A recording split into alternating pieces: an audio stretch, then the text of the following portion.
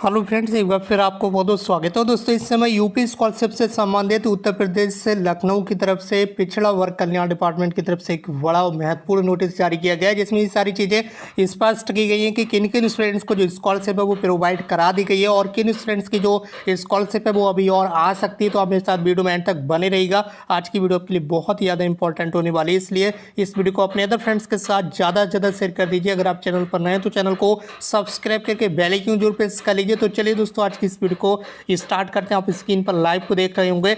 निदेशालय पिछड़ा वर्ग कल्याण विभाग उत्तर प्रदेश लखनऊ की तरफ से जो नोटिस है ये जारी किया गया है सभी जिलों के पिछड़ा वर्ग कल्याण अधिकारी के लिए। तो यहाँ पर जानकारी दी जा रही है कि वित्तीय वर्ष 2022-23 हेतु पिछड़ा वर्ग कल्याण विभाग द्वारा संचालित होने वाली पूर्व दसम और दसमोत्तर छात्रवृत्ति शुल्क प्रतिपूर्ति योजना अंतर्गत जनपद वार लाभान्वित छात्रों पर प्रेषित धनराशि का जो संख्यात्मक विवरण है वो यहाँ पर बताया गया है। ठीक है, अब किन किन स्टूडेंट्स को यहाँ पर जो छात्रवृत्ति वो प्रोवाइड कराई गई है वो सारी चीज़ें यहाँ पर बताई गई हैं। कितने स्टूडेंट्स को स्कॉलरशिप दी गई है, ओबीसी कैटेगरी की यहाँ पर केवल बात की जा रही है। जितने भी ओबीसी कैटेगरी के स्टूडेंट्स हैं वो इस वीडियो को देख सकते हैं। तो यहाँ पर जानकारी दी जा रही है कि आपको अवगत करा रहे हैं कि वित्तीय वर्ष 2022-23 हेतु पूर्व दसम जैसे कि 9th और 10th क्लास छात्रवृत्ति योजना अंतर्गत शासकीय एवं शासकीय सहायता प्राप्त शिक्षण संस्थानों के सभी पात्र रिन्यूअल फ्रेश छात्र छात्राओं को तथा निजी यानी कि प्राइवेट शिक्षण संस्थानों के रिन्यूअल श्रेणी के सभी पात्र छात्र छात्राओं को छात्रवृत्ति का जो भुगतान है वो किया जा चुका है। इसी तरह से निजी प्राइवेट शिक्षण संस्थानों के फ्रेश श्रेणी के छात्रों को नियमावली के प्रावधानों के अनुसार उनके नाम के अल्फाबेटिकल क्रम में बजट की उपलब्ध सीमा तक छात्रवृत्ति का भुगतान किया गया है। अल्फाबेटिक क्रम में यहाँ पर रोहित नाम तक, तो यहाँ पर नाम देख लीजिए, जिन स्टूडेंट्स के नेम रोहित हैं, ठीक है, उन स्टूडेंट्स के नेम तक यहाँ पर अल्फाबेटिक ऑर्डर के अकॉर्डिंग जो स्कॉलरशिप है वो यहाँ पर प्रोवाइड की गई, जिसकी जिनका नाम ए से है, जिनका नाम बी से है, जिनका नाम सी, उसके बाद डी, इस तरह से ए वालों को सबसे पहले, उसके बाद बी सी डी, इस तरह से अल्फाबेटिकल ऑर्डर के क्रम में यहाँ पर जानकारी दी जा रही है। तो जिनके स्टूडेंट्स का नाम आर से है यानी कि रोहित तक, ठीक है, और रोहित में भी सभी स्टूडेंट्स को जो स्कॉलरशिप है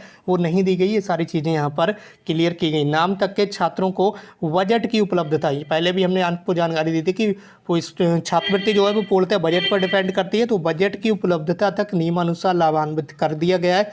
ये भी उल्लेखित करना है कि रोहित नाम के सभी पात्र छात्रों को लाभान्वित नहीं किया जा सका है, जैसे कि अभी मैंने बताया कि रोहित नाम के भी सभी स्टूडेंट्स को स्कॉलरशिप नहीं दी गई है। ठीक है, ये भी आपको ध्यान रखना है। इस योजना के अंतर्गत कुल 8,71,112 छात्रों को जो छात्रवृत्ति है वो दे दी गई है। इसी तरह से दसमोत्तर छात्रवृत्ति शुल्क प्रतिपूर्ति योजना अंतर्गत यहाँ पर अब बात की जा रही है कक्षा 11-12, ठीक है, और अन्य दसमोत्तर कक्षाओं जैसे कि यूजी, पीजी, डिप्लोमा, आईटीआई वगैरह जितने भी आपके कोर्स होते हैं, ठीक है, मेडिकल वगैरह या कोई फार्मेसी, जितने भी आपके कोर्सेज होते हैं, एलएलबी, बीएलएलबी वगैरह, ठीक, कक्षा 12 से ऊपर जितने भी आपके कोर्स होते हैं, उन सभी के शिक्षण संस्थान द्वारा समान रूप से भरे गए पूर्णांक प्राप्तांक पाने वाले छात्रों को लाभान्वित किए जाने की स्थिति जो है वो निम्नवत है। इसमें यहाँ पर कट ऑफ लगा दी गई है। वो कट ऑफ तो जैसे कि मैंने आपको पहले बताई थी वही है। पिछड़ा वर्ग कल्याण विभाग द्वारा संचालित अल्पसंख्यक पिछड़े वर्ग को छोड़कर, इसमें माइनॉरिटी कैटेगरी के स्टूडेंट्स शामिल नहीं है, ये चीज़ आपको ध्यान देना है, ठीक है। माइनॉरिटी वाले स्टूडेंट्स इसमें शामिल नहीं है, केवल ओबीसी कैटेगरी में जो स्टूडेंट्स आते हैं वही, ठीक है। ओबीसी कैटेगरी में ऐसे स्टूडेंट्स माइनॉरिटी कैटेगरी को छोड़कर अन्य दसमोत्तर छात्रवृत्ति शुल्क प्रतिपूर्ति योजना अंतर्गत नियमावली के प्रावधानों के अनुसार कक्षा 11-12 के 50% तक की मेरिट कट ऑफ तक के सभी पात्र 8,36,521 छात्रों को छात्रवृत्ति शुल्क प्रतिपूर्ति से लाभान्वित किया जा सका। कक्षा 11-12 की बात करें, यहाँ पर जानकारी दी जा रही है ओबीसी कैटेगरी में कक्षा 11-12 में ऐसे स्टूडेंट्स जिनकी पिछली कक्षा में 50% या उससे ज़्यादा है, उन सभी को ओबीसी कैटेगरी में स्कॉलरशिप दे दी गई है। ये बात होगी कक्षा 11-12 की। चलिए अब बात कर लेते हैं आगे क्या बताया जा रहा है। यहाँ पर मेरिट कट ऑफ तक के सभी 8,36,500 के छात्रों को छात्रवृत्ति और शुल्क प्रतिपूर्ति दे दी गई है।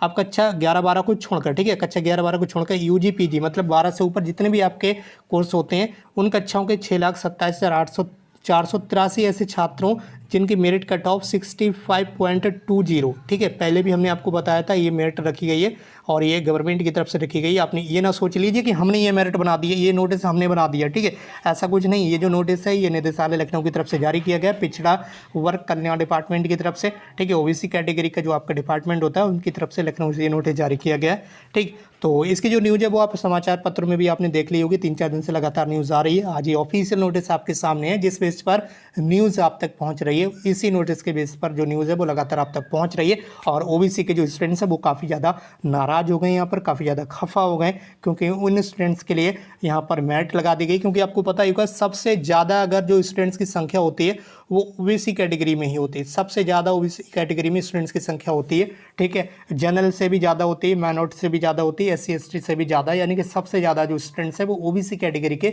स्कॉलरशिप का जो फॉर्म है वो फिल करते हैं, जिस वजह से स्टूडेंट्स को जो छात्रवृत्ति है वो यहाँ पर मेरिट के बेस पर प्रोवाइड कराई गई है। बजट यहाँ पर ज़्यादा नहीं होता है गवर्नमेंट के पास, आपको पता ही होगा, बजट ज़्यादा नहीं देंगे और फिर बाद में कट ऑफ लगा देंगे, तो इससे स्टूडेंट्स को नुकसान होता है। तो यहाँ पर ओबीसी कैटेगरी में यहाँ पर ध्यान दीजिएगा, कक्षा 11-12 को छोड़कर जितने भी ऊपर कक्षा के स्टूडेंट्स हैं उन कक्षाओं के 6,27,483 छात्रों को उनकी मेरिट के आधार पर 65.20 तक के स्टूडेंट्स को छात्रवृत्ति और इससे ऊपर के स्टूडेंट्स तक को जो छात्रवृत्ति है वो दी गई है, भुगतान किया गया है। ये भी उल्लिखित करना है कि 65.20% की मेरिट कट ऑफ के सभी पात्र छात्रों को लाभान्वित नहीं किया गया। इसमें भी ये चीज़ यहाँ पर एक क्लियर कर दी गई है कि जिनकी स्टूडेंट्स की मेरिट जो है वो 65.20 है, ठीक है, तो इस मेरिट वाले जिनकी डायरेक्ट यही मेरिट है 65.20 है, उनमें भी सभी स्टूडेंट्स को छात्रवृत्ति नहीं दी गई है, ठीक है, ये भी यहाँ पर बताया जा रहा है। इसी तरह से पॉइंट नंबर 3 में जानकारी दी गई कि भुगतान के प्रथम चरण में 75% की मेरिट कट ऑफ तक के छात्रों को SNA में उपलब्ध धनराशि से भुगतान की जो कार्यवाही है वो की गई थी, जिसमें से कतिपय पात्र छात्र जिनकी मेरिट कट ऑफ 75% या उससे अधिक की होगी और यदि उनकी धनराशि अभी तक अप्राप्त होगी को भारत सरकार से प्राप्त होने वाली धनराशि से लाभान्वित कराए जाने की जो कार्रवाई है वो अलग से की जाएगी। इनके कहने का मतलब ये है कि यहाँ पर जिनकी स्टूडेंट्स की मेरिट जो है वो 75% है, ठीक है, यहाँ पर जानकारी दी जा रही है प्रथम चरण में 75% की मेरिट कट ऑफ तक के छात्रों को SNA में उपलब्ध धनराशि से भुगतान की कार्यवाही की गई थी, ठीक है। जिन स्टूडेंट्स की मेरिट 75% है, 65.20 से लेकर 75% है, ठीक है, उनको छात्रवृत्ति दी गई है।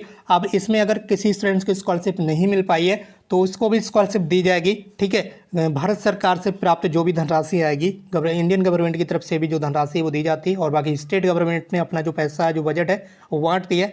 अब जो आपका सेंट्रल गवर्नमेंट देगी बजट, उसमें से भी लाभान्वित कराए जाने की जो कार्रवाई है वो अलग से की जाएगी। जैसे ही सेंट्रल गवर्नमेंट की तरफ से पैसा आएगा आपको मिल जाएगा, ठीक है, आप लोग मायूस ना हो।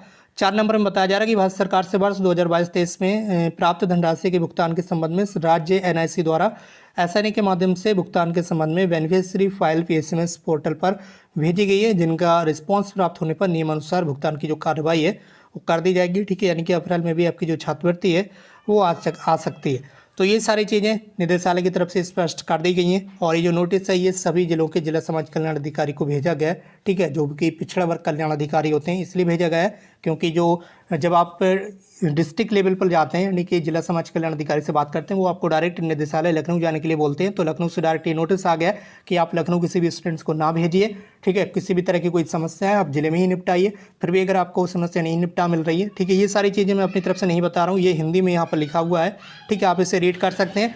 अगर डिस्ट्रिक्ट लेवल पर स्टूडेंट्स की समस्या नहीं निपटती है तो आप उससे एक एप्लीकेशन लिखवाइए, उस एप्लीकेशन को आप लखनऊ सेंड कीजिए, ठीक है। किसी भी स्टूडेंट्स को लखनऊ ना भेजिए, ऐसा इसे में कहा गया, आप देख लीजिए, इसमें ये सारी चीज़ें लिखी हुई हैं कि स्टूडेंट्स को लखनऊ निदेशालय ना भेजा जाए।